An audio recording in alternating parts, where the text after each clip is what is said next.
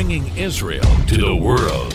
This is IBN News. With News of Israel, I'm Susan Michaels. According to an expert from the Weizmann Institute, Israel is still in the midst of the first wave of coronavirus infections. Professor Aaron Segal, who oversees the research facility's public questionnaires regarding the virus, said that since the end of the lockdown, there has been an increase in people reporting virus symptoms attributed to the pathogen.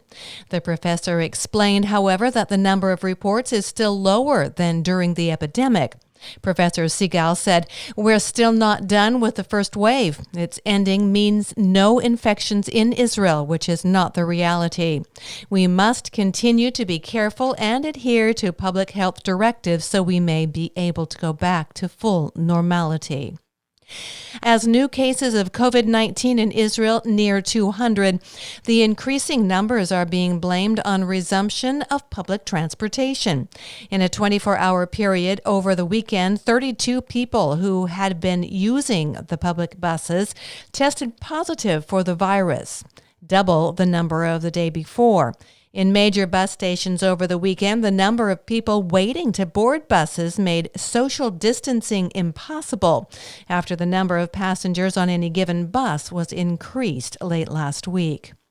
After a sharp rise in confirmed cases of COVID-19, Health Minister Yuli Edelstein says Israel is expanding the criteria for coronavirus testing to include those who do not show signs of infection.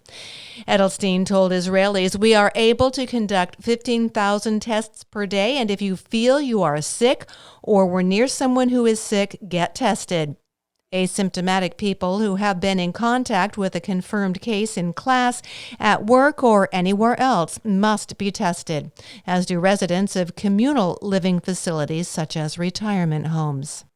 And a report published this week shows that Iranian hackers intended to poison Israel's water by increasing the amount of chlorine during a thwarted cyber attack in April. Iran was not mentioned in the report, and no mention was made of the alleged Israeli retaliation 2 weeks later. I'm Susan Michaels. IBN, Israel Broadcast Network.